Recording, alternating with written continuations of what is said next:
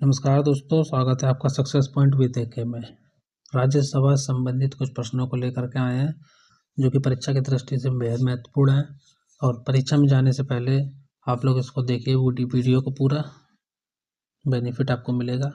ठीक है, वीडियो को लाइक शेयर सब्सक्राइब कर दीजिएगा। चलिए शुरू करते हैं। प्रश्न 1 है कि राज्यसभा की अधिकतम सदस्य संख्या कितनी है। तो अधिकतम सदस्य संख्या कितनी है, तो अधिकतम होती है 250। इसका राइट आंसर ऑप्शन सी रहेगा। ठीक है, और राज्यसभा का गठन जो हुआ था वो हुआ था 13 मई 1952 को।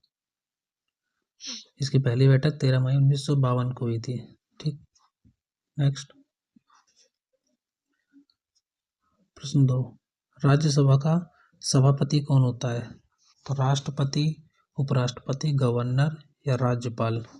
तो राज्यसभा का सभापति होता है उपराष्ट्रपति।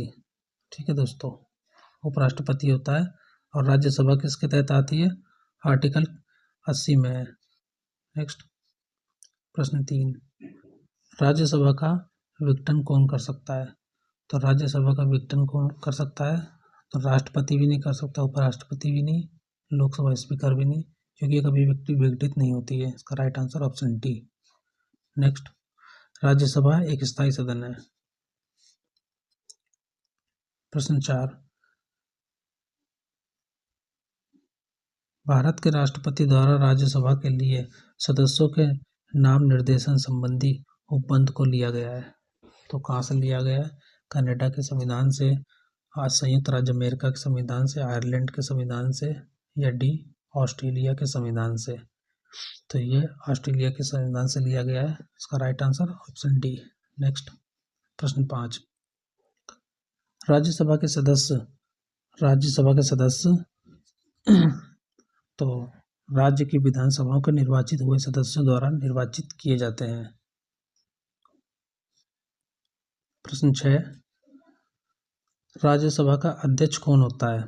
तो राष्ट्रपति, प्रधानमंत्री, उपराष्ट्रपति होता है। नेक्स्ट प्रश्न 7, उपराष्ट्रपति की पदावधि क्या है।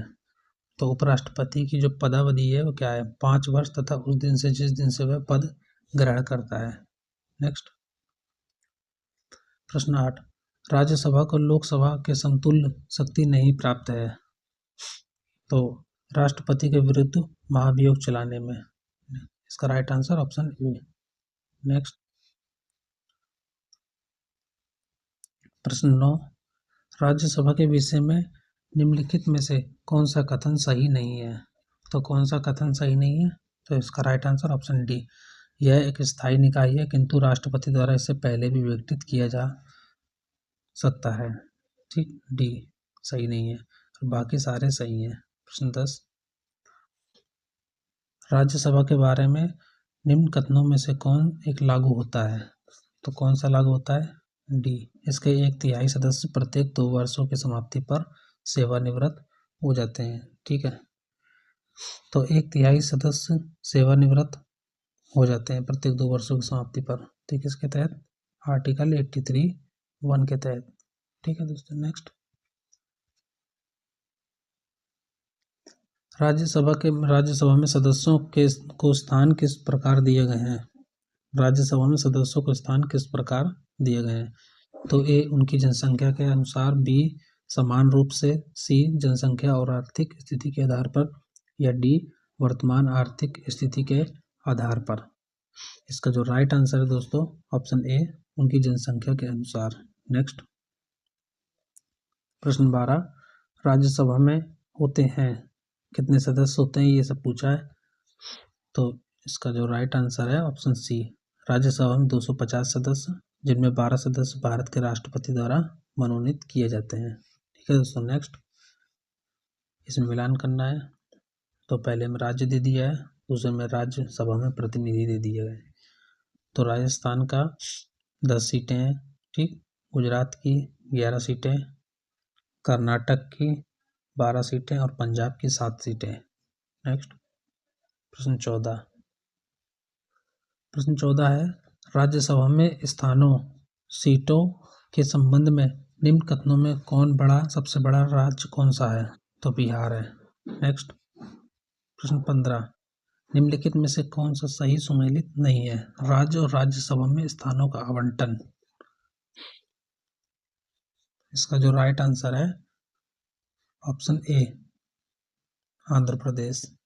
ठीक है दोस्तों। नेक्स्ट प्रश्न 16, निम्नलिखित में से किन केंद्र शासित प्रदेशों का राज्यसभा में कोई प्रतिनिधित्व नहीं है?